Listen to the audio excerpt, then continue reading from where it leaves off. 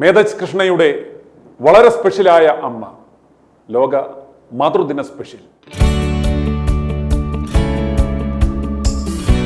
ലോക മാതൃദിനത്തിൽ ഇന്ന് i2v news ഞങ്ങളുടെ പ്രിയപ്പെട്ട പ്രേക്ഷകരെ പരിചയപ്പെടുത്തുന്നത് ഒരു അമ്മയെയാണ്. പേര് രശ്മി GS.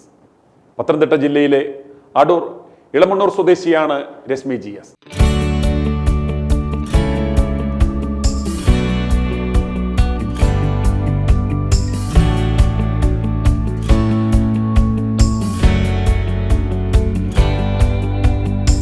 ഇപ്പോൾ Sasthamangalam RKD NSS higher secondary special school educator. ഭർത്താവ് അബുദാബിയിൽ പോസ്റ്റൽ ജീവനക്കാരനായിരുന്ന പ്രദീപ് കുമാർ ജി. മകൻ മേധജ് കൃഷ്ണ എന്ന അയ്യപ്പൻ. ഇവരിപ്പോൾ കുടുംബസമേതം തിരുവനന്തപുരത്ത് താമസിക്കുന്നു. തൻ്റെ മകന് ജന്മം നൽകി അവൻ്റെ ആദ്യ കരച്ചിൽ കേൾക്കുവാൻ കാതോർത്ത രശ്മിക്ക് അന്ന് ആ കരച്ചിൽ കേൾക്കുവാൻ സാധിച്ചില്ല. ആ കുഞ്ഞിനെ കയ്യിലേക്ക് വെച്ച് തരുമ്പോൾ രശ്മി ആദ്യം കേട്ടത്, ഈ കുഞ്ഞ് നിനക്ക് ജീവിതകാലം മുഴുവൻ ഒരു തലവേദനയായിരിക്കും എന്ന വാക്കുകളാണ്.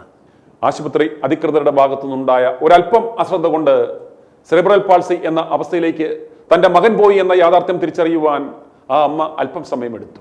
എന്നാൽ തൻ്റെ മകൻ്റെ ആ പരിമിതികൾ മനസ്സിലാക്കി ആ യാഥാർത്ഥ്യം തിരിച്ചറിഞ്ഞ് അത് ഉൾക്കൊണ്ട് തൻ്റെ സ്വപ്നങ്ങളും അധ്യാപക ജോലിയും എല്ലാം ഉപേക്ഷിച്ച് ആ അമ്മ സ്പെഷ്യൽ സ്കൂൾ അധ്യാപക ട്രെയിനിങ് നേടി മകനു വേണ്ടി. ഏതൊരമ്മയും തളർന്നു പോകുമായിരുന്ന ആ അവസ്ഥയിൽ രശ്മി പക്ഷേ തളർന്നില്ല. മകനിൽ ഓരോരോ ചെറിയ മാറ്റങ്ങൾ കാണുമ്പോഴും ആ അമ്മ വളരെയേറെ സന്തോഷിച്ചു.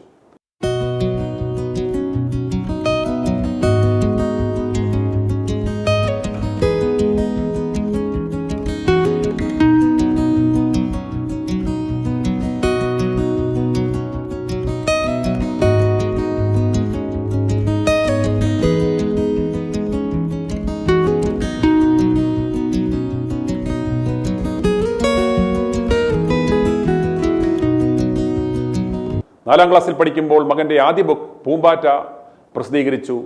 8ാം ക്ലാസ്സിൽ പഠിക്കുമ്പോൾ എൻ്റെ ലോകം എന്ന ബുക്ക് ലിബി പബ്ലിക്കേഷൻസ് പ്രസിദ്ധീകരിച്ചു. വളരെയേറെ ശ്രദ്ധ നേടിയ ആ ബുക്ക് പിന്നീട് ആലമി എന്ന പേരിൽ അറബിയിലേക്ക് വിവർത്തനവും ചെയ്യപ്പെട്ടു.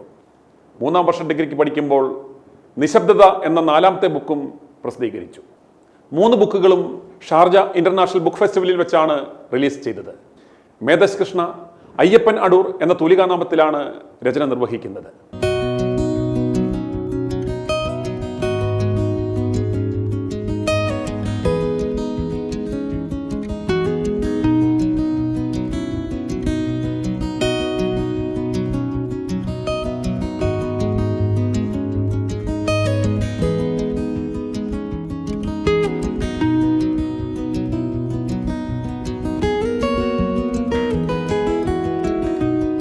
തിരുവനന്തപുരം യൂണിവേഴ്സിറ്റി കോളേജിൽ നിന്നും BA മലയാളം അവസാന വർഷ പരീക്ഷ എഴുതി നിൽക്കുന്ന മേധജ് കൃഷ്ണയുടെ ആഗ്രഹം MA കഴിഞ്ഞ് PhDയും എടുത്ത് ഒരു അധ്യാപകനാകുക എന്നതാണ്.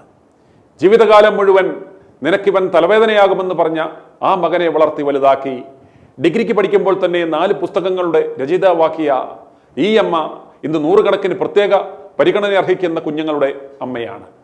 പ്രചോദനമാണ്, പ്രതീക്ഷയാണ്. ലോക മാതൃദിനത്തിൽ ഈ അമ്മയെയും മകനെയും ഞങ്ങൾ അഭിമാനപൂർവ്വം i2v ന്യൂസ് പ്രേക്ഷകരുടെ മുന്നിൽ എത്തിക്കുകയാണ്. അവർ പിന്നിട്ട നാൾവഴികൾ രശ്മിയും പിതാവ് പ്രദീപ് കുമാറും i2v ന്യൂസ് പ്രേക്ഷകരോട് പങ്കുവെക്കും. ഇത് എൻ്റെ മകൻ അയ്യപ്പൻ. അയ്യപ്പൻ്റെ പേര് മേധജ് കൃഷ്ണ എന്നാണ്. വീട്ടിൽ വിളിക്കുന്ന പേരായിരുന്നു അയ്യപ്പൻ. അയ്യപ്പൻ ഇപ്പോൾ ഡിഗ്രി കഴിഞ്ഞു. 3ാം വർഷം പരീക്ഷ കഴിഞ്ഞിട്ടിരിക്കുന്നു. നാളെ വൈവയാണ്. ഒരു പ്രോജക്റ്റ് എഴുതിയിട്ടുണ്ടായിരുന്നു. പ്രോജക്റ്റ് കഴിഞ്ഞു. അതിൻ്റെ വൈവയും കഴിഞ്ഞിട്ട് ഇനിയും PG ചെയ്യണം എന്നാണ് അയ്യപ്പൻ്റെ ആഗ്രഹം. പിന്നെ അയ്യപ്പനൊരു ചെറിയ സാഹിത്യകാരൻ കൂടിയാണ്. ധാരാളം കവിതകൾ എഴുതിയിട്ടുണ്ട്. 4 പുസ്തകങ്ങൾ അയ്യപ്പൻ്റേതായിട്ട് പ്രസിദ്ധീകരിച്ചിട്ടുണ്ട്. 1ാമത്തെ പുസ്തകം 4ാം ക്ലാസ്സിൽ പഠിക്കുമ്പോഴും, 2ാമത്തെ പുസ്തകം 8ാം ക്ലാസ്സിൽ പഠിക്കുമ്പോഴും, പിന്നെ ഇപ്പം ഡിഗ്രി ഫസ്റ്റ് ഇയറിന് പഠിക്കുമ്പോൾ 3ാമത്തെ പുസ്തകം ഇറക്കി. അതിൽ 2ാമത്തെ പുസ്തകം അറബിയിലേക്ക് ട്രാൻസ്ലേറ്റ് ചെയ്തിട്ടുണ്ട്. അയ്യപ്പൻ ഇങ്ങനെ ഇരിക്കുന്നെങ്കിലും അയ്യപ്പനെ കാണുമ്പോൾ ഒരു പക്ഷേ അയ്യപ്പൻ സാധാരണയായ ഒരു കുട്ടി, പക്ഷേ സെറിബ്രൽ പാൾസി എന്ന ഒരു അവസ്ഥ അയ്യപ്പനുണ്ട്. തലച്ചോറിൻ്റെ സെറിബ്രം എന്ന ഭാഗത്ത് പ്രസവ സമയത്ത് യഥാസമയത്ത് ഓക്സിജൻ കിട്ടാതെ വന്നതിൽ നിന്നുണ്ടായ ഒരു അവസ്ഥ. ആ അവസ്ഥ അവൻ്റെ ശരീരത്തെ മുഴുവനായും ബാധിച്ചു. അവൻ്റെ പേശികളെ ബാധിച്ചു, മസിലുകളെ ബാധിച്ചു. വളർച്ചാഘട്ടങ്ങളിലുള്ള ഓരോ വളർച്ചാഘട്ടങ്ങളെയും ബാധിച്ചു. അതായത് നമ്മളൊരു കുഞ്ഞു ജനിക്കുമ്പോൾ ആദ്യം കരയണം, പിന്നെ കഴുത്തുറയ്ക്കണം, കമന്ന് വീഴണം, സമയത്തിന് കമന്ന് വീഴണം, നടക്കണം, ഇരിക്കണം, നടക്കണം. ഇതൊക്കെ അവൻ്റെ വളർച്ചാഘട്ടങ്ങളാണ് ഓരോ കുഞ്ഞുങ്ങളുടെയും. ആ വളർച്ചാഘട്ടങ്ങളെല്ലാം അയ്യപ്പന് താമസമായിരുന്നു. അതായത് 2001 എൻ്റെ വിവാഹം കഴിയുന്നത്. വിവാഹശേഷം 2002 അയ്യപ്പൻ്റെ ജനനം. അയ്യപ്പനെ പന്തളം, ഞങ്ങൾ നാട് അടൂരാണ്, പത്തനംതിട്ട ജില്ലയിലെ അടൂരാണ് ഞങ്ങളുടെ നാട്. അയ്യപ്പൻ ജനിച്ച് അയ്യപ്പൻ പ്രഗ്നൻസി ടൈമിൽ ഞാൻ പന്തളം NSS മെഡിക്കൽ മിഷൻ ഹോസ്പിറ്റലിലായിരുന്നു കാണിച്ചുകൊണ്ടിരുന്നത്. അവിടെ ഡോക്ടർ ശാന്തി സരോജ് എന്ന് പറയുന്ന മാഡം ആയിരുന്നു എന്നെ ട്രീറ്റ് ചെയ്തിരുന്നത്. മോനൊരു 8 മാസം ആയപ്പോൾ തന്നെ ഡോക്ടർ എനിക്ക് സിസേറിയൻ പറഞ്ഞിരുന്നതാണ്.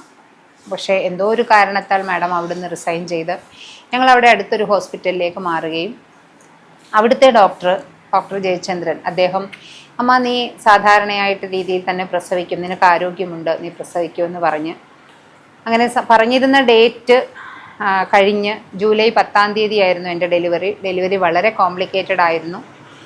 കുഞ്ഞ് ജനിച്ച സമയത്ത് കരഞ്ഞില്ല.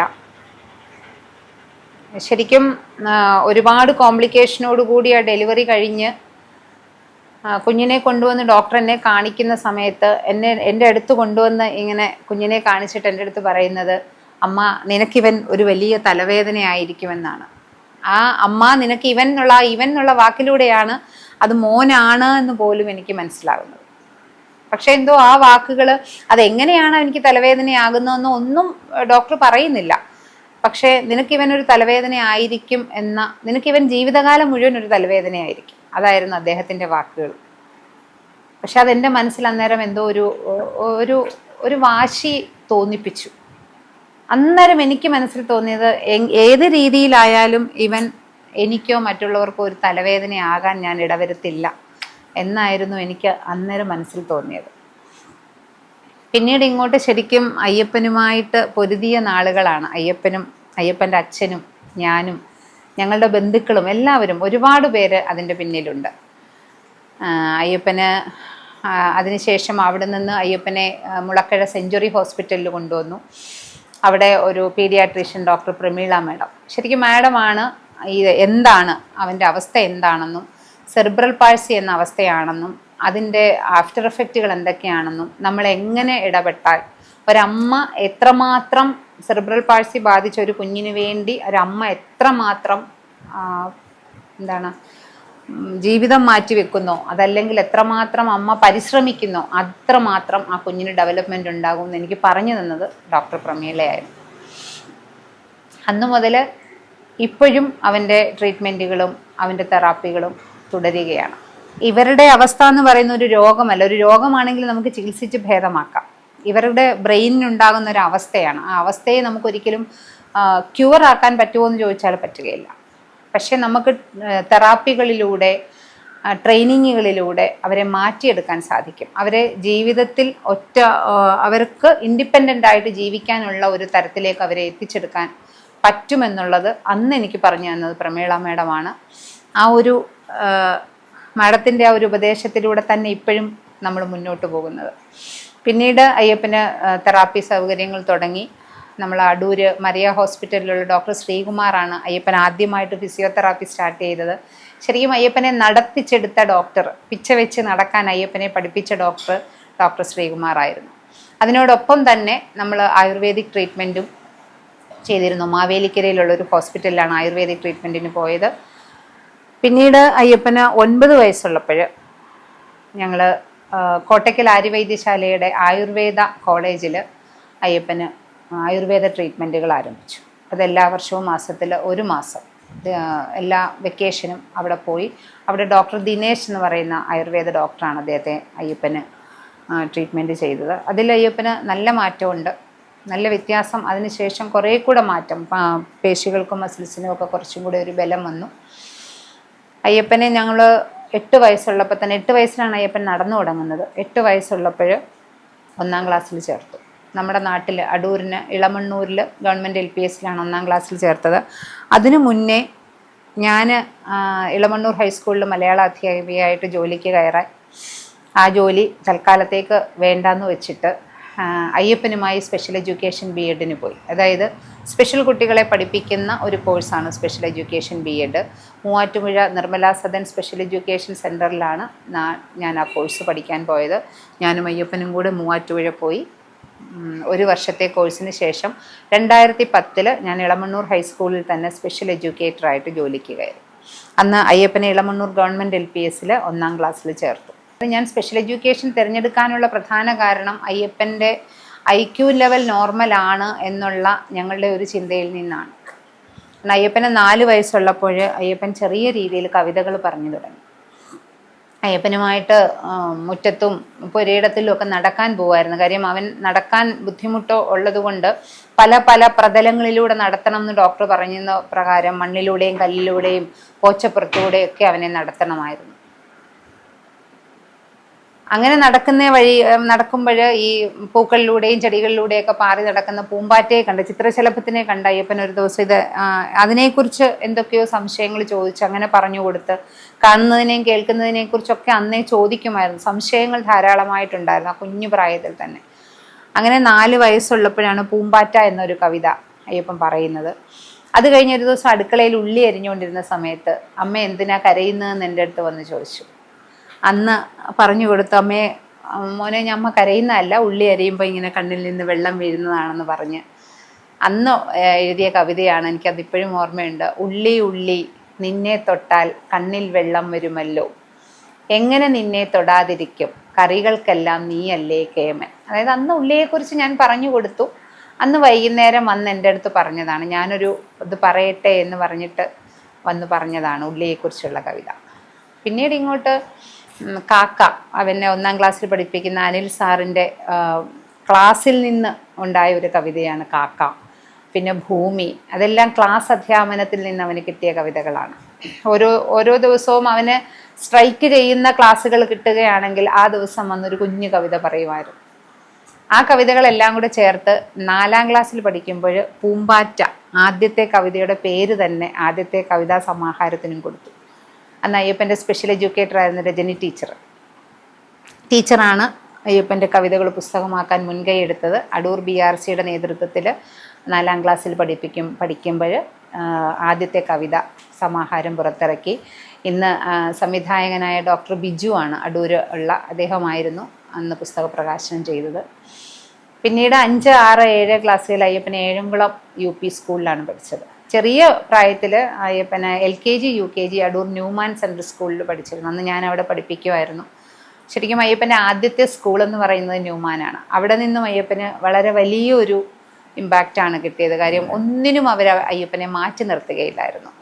എന്ത് പ്രോഗ്രാം സ്കൂളിലുണ്ടെങ്കിലും അവിടുത്തെ ടീച്ചർമാരും ആയമാരും അന്ന് അയ്യപ്പൻ നടന്നു തുടങ്ങിയിട്ടില്ല, അയ്യപ്പനെ എടുത്തുകൊണ്ട് തന്നെ അവർ തന്നെ എല്ലാത്തിലും പങ്കെടുപ്പിക്കുകയും, അത് ശരിക്കും അയ്യപ്പനെ സംബന്ധിച്ചിടത്തോളം ഒരു വലിയ കാര്യമായിരുന്നു. അന്ന് നടക്കാൻ കഴിയാത്ത ഒരു കുഞ്ഞെന്ന രീതിയിൽ ഒന്നിനും അവർ അയ്യപ്പനെ മാറ്റി നിർത്തുകയില്ലായിരുന്നു.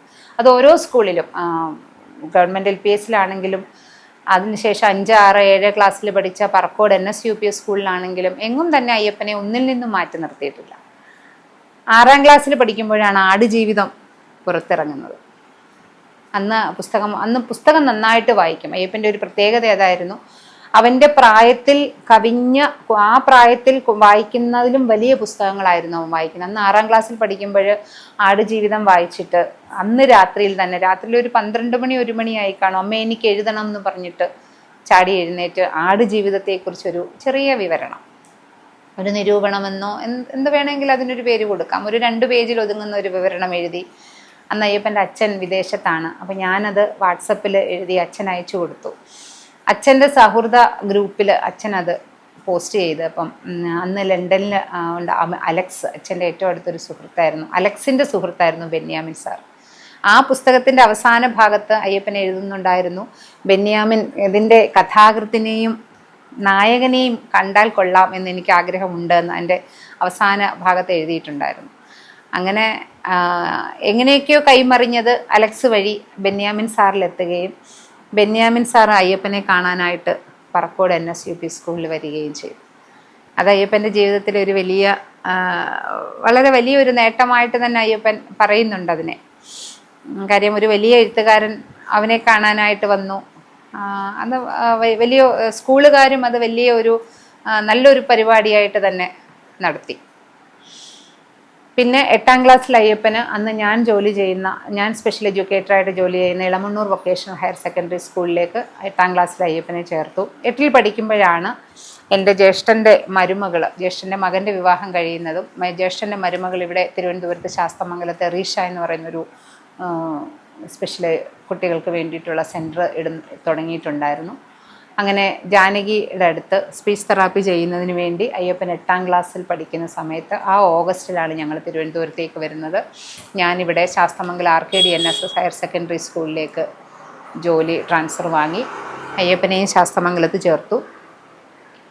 8ാം ക്ലാസ്സിൽ പഠിക്കുമ്പോൾ അയ്യപ്പൻ്റെ 2ാമത്തെ പുസ്തകം പുറത്തിറക്കി. അത് ഷാർജ ഇൻ്റർനാഷണൽ ബുക്ക് ഫെസ്റ്റിലാണ് എൻ്റെ ലോകം എന്ന പേരിൽ ഒരു 15 കവിതകളോടുകൂടിയ കവിതാ സമാഹാരം പുറത്തിറങ്ങുന്നത്. അന്ന് അച്ഛൻ അബുദാബിയിൽ ജോലി ചെയ്യുന്ന സമയത്ത് അവിടെ സ്പെഷ്യൽ കുട്ടികളുടെ പേരൻസിൻ്റെ ഒരു ഗ്രൂപ്പുണ്ട്, പ്രതീക്ഷ എന്ന് പറയുന്ന ഒരു ഗ്രൂപ്പ്. അതിൻ്റെ മെയിനായിട്ട് പ്രവർത്തിക്കുന്ന ഹരി എന്ന് പറയുന്ന ചേട്ടൻ, അദ്ദേഹമാണ് അതിന് മുൻകൈ എടുത്തത്. അദ്ദേഹവും ഞങ്ങളുടെ കുറച്ച് സുഹൃത്തുക്കൾ, അടൂരുള്ള ഹരി, ബിന്ദു, ഇവരൊക്കെ അതിനുവേണ്ടി പ്രവർത്തിച്ച് അങ്ങനെ അയ്യപ്പനും ഞാനും അന്നപൂർണയുമായിട്ട് 2017 നവംബറിൽ ഷാർജ ബുക്ക് ഫെസ്റ്റിന് പോവുകയും അവിടെ വെച്ച് എൻ്റെ ലോകം പ്രകാശനം ചെയ്യുകയും ചെയ്തു. 8ാം ക്ലാസ്സിൽ പഠിക്കുമ്പോഴാണ് എൻ്റെ ലോകം എന്ന 2ാമത്തെ കവിതാ സമാഹാരം പുറത്തിറക്കുന്നത്. പിറ്റേ വർഷം തന്നെ എൻ്റെ ലോകം അറബിയിലേക്ക് ട്രാൻസ്ലേറ്റ് ചെയ്തു. അത് അവിടെ വെച്ച് തന്നെ അബുദാബി ഭരണാധികാരി പറഞ്ഞതാണ് അറബിയിലേക്ക് ആ വർഷത്തെ കവിതാ സമാഹാരം, അയ്യപ്പൻ്റെ കവിതാ സമാഹാരം അറബിയിലേക്ക് അടുത്ത വർഷം ട്രാൻസ്ലേറ്റ് ചെയ്യാമെന്നും അടുത്ത വർഷത്തെ ഷാർജ ഇൻ്റർനാഷണൽ ബുക്ക് ഫെസ്റ്റിൽ തന്നെ അതിൻ്റെ പ്രകാശനം നടന്നു. പിന്നീട് അയ്യപ്പൻ 10ാം ക്ലാസ് കഴിഞ്ഞു. RKD NSSൽ +1 +2 പൂർത്തിയായി. ഡിഗ്രി BA മലയാളം തന്നെ, അയ്യപ്പൻ്റെ ഇഷ്ടവിഷയം മലയാളം. അങ്ങനെ BA മലയാളത്തിന് അയ്യപ്പനെ യൂണിവേഴ്സിറ്റി കോളേജിൽ അഡ്മിഷൻ എടുത്തു. BA മലയാളം 1ാം വർഷം പഠിക്കുന്ന സമയത്ത് അയ്യപ്പൻ്റെ 3ാമത്തെ കവിതാ സമാഹാരം നിശബ്ദത എന്ന കവിതാ സമാഹാരം പ്രകാശനം ചെയ്തു. അതും ഷാർജ ഇൻ്റർനാഷണൽ ബുക്ക് ഫെസ്റ്റിൽ തന്നെയായിരുന്നു. ഇപ്പോഴയ്യപ്പൻ ഡിഗ്രി കാലം പൂർത്തിയായി. ഇനിയും PGക്ക് ചേരണം. അതിനോടൊപ്പം തന്നെ PSC പരീക്ഷകൾ എഴുതുന്നു. മലയാള സാഹിത്യത്തിൽ ഒരു PhD എടുക്കുക എന്നതാണ് അയ്യപ്പൻ്റെ ഏറ്റവും വലിയ ലക്ഷ്യം. അതോടൊപ്പം അയ്യപ്പനൊരു ജോലി, അത് എൻ്റെ ഏറ്റവും വലിയൊരു ലക്ഷ്യം. അയ്യപ്പൻ്റെ ഏറ്റവും വലിയ ആഗ്രഹം അധ്യാപകനാകുക എന്നുള്ളതാണ്. എന്നെ സംബന്ധിച്ചിടത്തോളം അന്ന് ആ ഡോക്ടർ പറഞ്ഞതുപോലെ മറ്റൊരാൾക്ക് തലവേദനയാകാതെ അയ്യപ്പൻ ജീവിക്കണം. അതിന്നും എൻ്റെ മനസ്സിൻ്റെ ഒരു വാശിയാണ്. മറ്റൊരാളുടെ മുന്നിൽ കൈനീട്ടാതെ, മറ്റൊരാളെ ഒരു കാര്യത്തിനും ആശ്രയിക്കാതെ അയ്യപ്പൻ ജീവിക്കണം. ഏകദേശം ഇന്നും ഈ 22 വയസ്സെത്തിയപ്പോൾ അതിൽ ഒരു 80% ഞാൻ വിജയിച്ചു എന്ന് തന്നെ എനിക്ക് അഭിമാനത്തോടു കൂടി തന്നെ പറയാൻ പറ്റും. കാര്യം അയ്യപ്പൻ്റെ കാര്യങ്ങളെല്ലാം ഇന്ന് അയ്യപ്പൻ ഒറ്റയ്ക്ക് ചെയ്യുന്നുണ്ട്. കാര്യം ഫൈൻ മോട്ടോർ കോർഡിനേഷൻ ഒട്ടും തന്നെ ഇല്ലാത്ത, അവൻ്റെ ഫേഷ്യൽ മസിൽസിനെയും ശരീരത്തിലുള്ള എല്ലാ മസിൽസിനെയും ബാധിച്ച സെറിബ്രൽ പാൾസി എന്ന അവസ്ഥ അയ്യപ്പനെ സംബന്ധിച്ചിടത്തോളം ശാരീരികമായി വളരെയധികം ബുദ്ധിമുട്ടാണ്. ഒരു ചെറിയ കാര്യം ചെയ്യുന്നതിന് പോലും, ചെറിയ ഒരു ഗ്ലാസ്സിലെ വെള്ളം എടുത്ത് കുടിക്കുന്നതിന് പോലും അതിന് ബുദ്ധിമുട്ടാണ്. ആ അയ്യപ്പൻ ഇന്ന് ഒറ്റയ്ക്കൊരു കടയിൽ ചെന്ന് അവന് ഏറ്റവും പ്രിയപ്പെട്ട ചായ വാങ്ങിച്ചു കുടിക്കാൻ ഒട്ടും മടിയില്ലാത്ത ഒരാൾ ആണ്. അതേപോലെ അവൻ്റെ ആവശ്യങ്ങൾക്കെല്ലാം ലൈബ്രറിയിൽ പോകാനാണെങ്കിലും അക്ഷരോത്സവ വേദികളിൽ പോകാനാണെങ്കിലും അവിടെ കാണുന്ന സാഹിത്യകാരന്മാരെ ചെന്ന് അവൻ്റേതായ ഭാഷയിൽ, അവൻ്റെ സംഭാഷണം, അവൻ്റെ ഭാഷ വ്യക്തമല്ല, വളരെ ശ്രദ്ധയോടെ ഇരുന്നാൽ മാത്രമേ പെട്ടെന്ന് കേൾക്കുന്ന ഒരാൾക്ക് അയ്യപ്പൻ്റെ വാക്കുകളെ മനസ്സിലാക്കാൻ പറ്റുകയുള്ളൂ. ആ വാക്കുകളിലൂടെ തന്നെ അയ്യപ്പൻ പോയി കണ്ട് അവന് ഇഷ്ടപ്പെട്ട സാഹിത്യകാരന്മാരെയും എഴുത്തുകാരെയും ഒക്കെ കണ്ട് സംസാരിച്ച് പരിചയപ്പെട്ട് അവരോടൊപ്പം നിന്ന് ഫോട്ടോകൾ എടുത്ത് അവൻ്റെ ഫേസ്ബുക്കുകളിൽ സന്തോഷത്തോടെ പോസ്റ്റ് ചെയ്യുന്നത് കാണുമ്പോൾ, അവൻ്റെ കൂട്ടുകാരന്മാരോടൊപ്പം ഒറ്റയ്ക്ക് യാത്ര ചെയ്ത് സ്ഥലങ്ങൾ കാണാൻ യാത്ര ചെയ്യുന്നത് കാണുമ്പോൾ അന്ന് ഡോക്ടർ പറഞ്ഞ ആ ഒരു തലവേദനയാകുമെന്ന കുഞ്ഞ് ഇന്ന് തലവേദനയായില്ല എന്ന് തന്നെ എനിക്ക് അഭിമാനത്തോടെ പറയാൻ പറ്റും. പിന്നെ ചെറിയ പ്രായം മുതൽ തന്നെ, അതായത് അവൻ തനിയെ നടന്നു തുടങ്ങിയ പ്രായം മുതൽ തന്നെ അയ്യപ്പനെ കൊണ്ട് തന്നെ അയ്യപ്പൻ്റെ കാര്യങ്ങൾ അവന് പറ്റുന്ന രീതിയിൽ, അതിനകത്തെ പെർഫെക്ഷൻ ഒരിക്കലും നമ്മൾ നോക്കിയിരുന്നില്ല. ഒരു ചെറിയ കാര്യം ചെയ്യുമ്പോഴാണെങ്കിലും അവനത് എങ്ങനെയാണോ പറ്റുന്നത് ആ രീതിയിൽ അത് തനിയെ ചെയ്യാൻ തന്നെ പ്രേരിപ്പിച്ചിരുന്നു.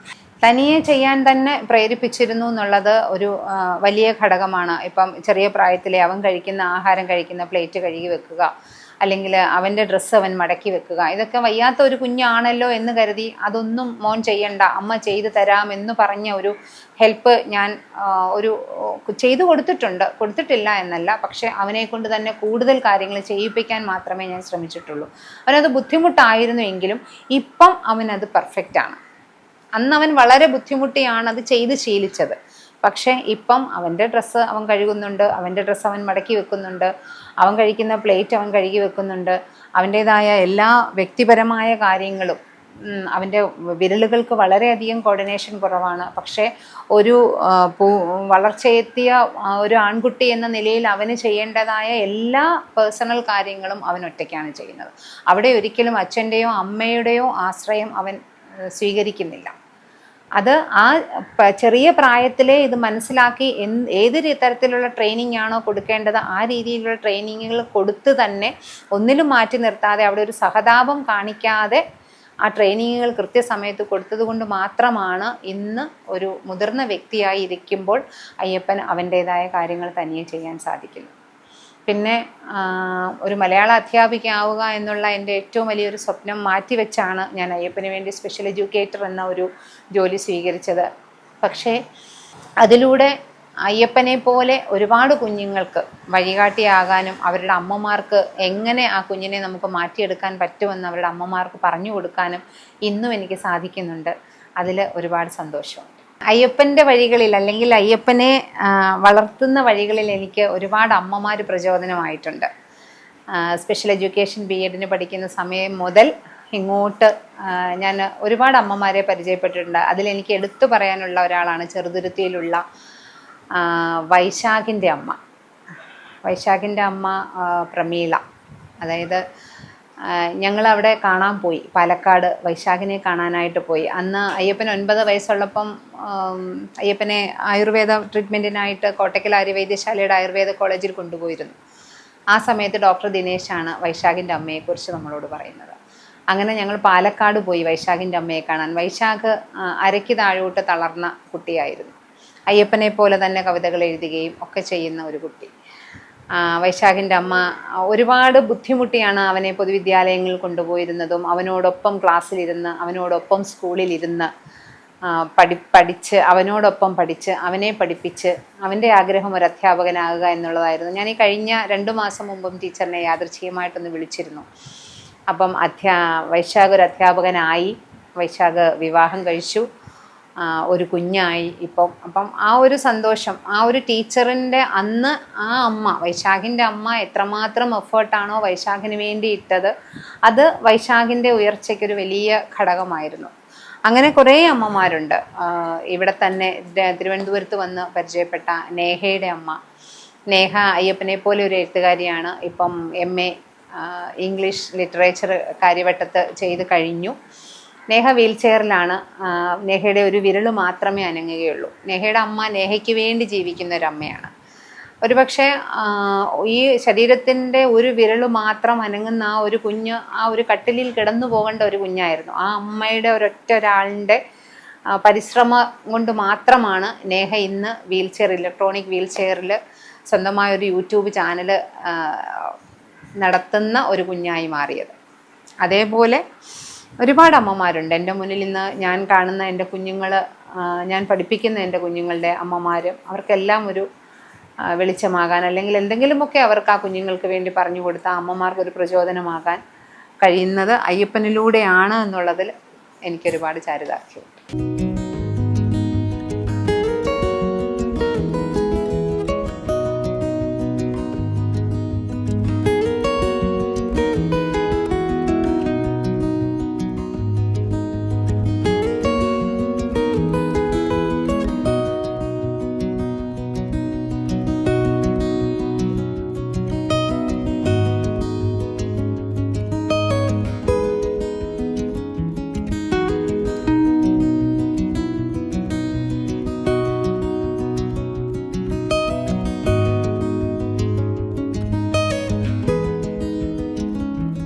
മോന് ജനിച്ചപ്പോൾ തന്നെ അസ്വസ്ഥതകൾ കൂടുതലുണ്ടായിരുന്നു. അത് സെർബൽ പാൾസിയുടെ പ്രശ്നങ്ങളുണ്ടായിരുന്നു. അപ്പം അതുവരെ സ്വന്തം കരിയർ വേറെ രീതി ചിന്തിച്ചിരുന്ന അമ്മ മോന് വേണ്ടിയിട്ട് സ്വന്തം കരിയർ തന്നെ ചേഞ്ച് ചെയ്തു. അതായത് മോൻ മാത്രമല്ല, മോനെ പോലെയുള്ള നിരവധി ഡിസേബിൾഡ് കുട്ടികൾക്ക് ഒരു തണലാവാൻ സ്പെഷ്യൽ BEd ട്രെയിനിങ്ങിന് പോയി. അത് കഴിഞ്ഞിട്ട് ഒരു സ്പെഷ്യൽ ടീച്ചറായിട്ട് കരിയർ സ്റ്റാർട്ട് ചെയ്തു.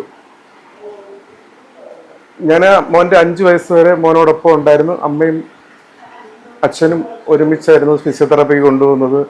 അതുപോലെ എല്ലാ കാര്യങ്ങളിലും ഞങ്ങൾ ഒരുമിച്ചായിരുന്നു നിൽക്കുന്നത്. പിന്നെ ഞാൻ വിദേശത്തേക്ക് ജോലിക്ക് പോയപ്പോൾ അമ്മ ഒറ്റയ്ക്കാണ് ഇവൻ്റെ എല്ലാ കാര്യങ്ങളും നോക്കിയിരുന്നത്.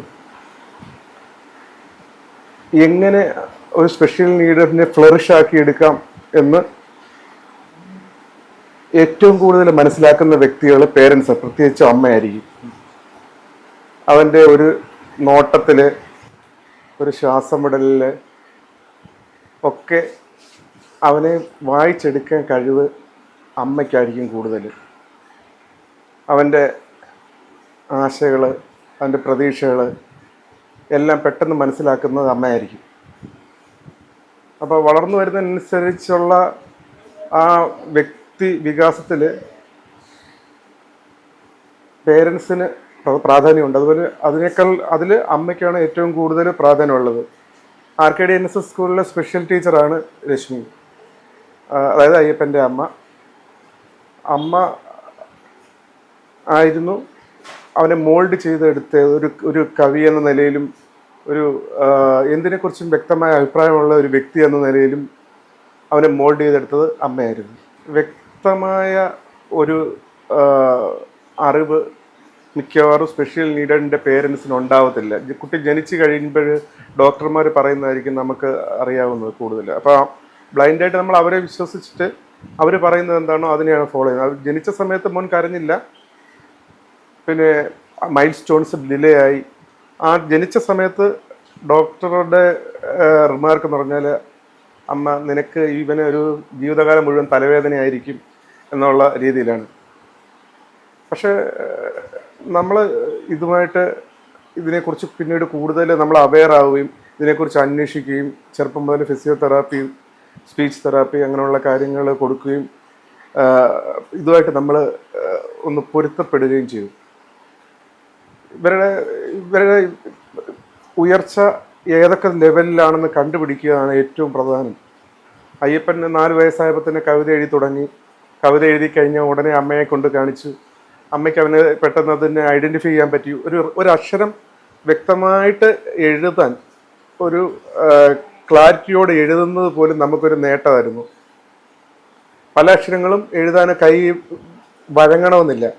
നമ്മൾ ഒരു അക്ഷരം എഴുതി വരുമ്പോൾ അത് കൈ മസിൽസ് കറക്റ്റ് അല്ലെങ്കിൽ റാന്നെഴുതുന്ന ഒരു അക്ഷരം അതുപോലെ വളഞ്ഞു വരണമെന്നില്ല.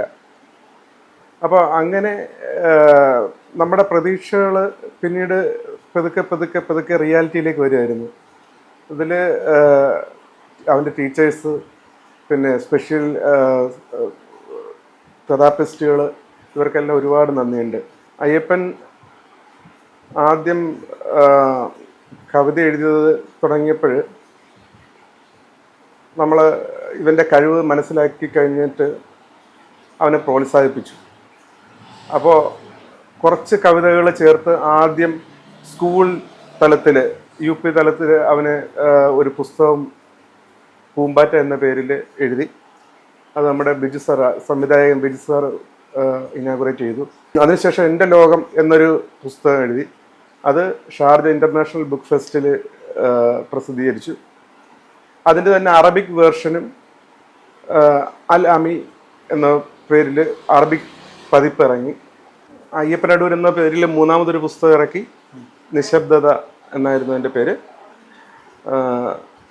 അതുപോലെ ഇപ്പോൾ അയാൾ BA മലയാളം ഡിഗ്രിക്ക് 2ാം വർഷം പഠിക്കുകയാണ്. നമുക്ക് ഇങ്ങനെ ഒരു കുട്ടിയായി എന്നുള്ളതിൻ്റെ പേരുള്ള നിരാശയില്ല. അവൻ്റെ അമ്മയും സംതൃപ്തയാണ്. ആത്മവിശ്വാസമുള്ള ഒരു പൗരനായിട്ട് തന്നെ അവൻ വളർന്നു വരും. അതാണ് നമ്മുടെ സന്തോഷം. രശ്മി തൻ്റെ ജീവിതാനുഭവങ്ങളുടെ പശ്ചാത്തലത്തിൽ നമ്മോട് പറയുന്നത് ഇതാണ്: ഭിന്നശേഷി കുട്ടികളുണ്ടായാൽ വിഷമിക്കരുത്. യാഥാർത്ഥ്യം ആദ്യം നാം ഉൾക്കൊള്ളുക, അവരെ ആദ്യം നാം അക്സെപ്റ്റ് ചെയ്യുക. നമ്മൾ അക്സെപ്റ്റ് ചെയ്തില്ലെങ്കിൽ വേറെ ആര് അവരെ ഉൾക്കൊള്ളും? അവർക്ക് മറ്റു കുട്ടികളെ പോലെ എല്ലാ അവസരവും കൊടുത്തു വളർത്തുക. നമ്മുടെ പ്രയത്നം വെറുതെയാവില്ല.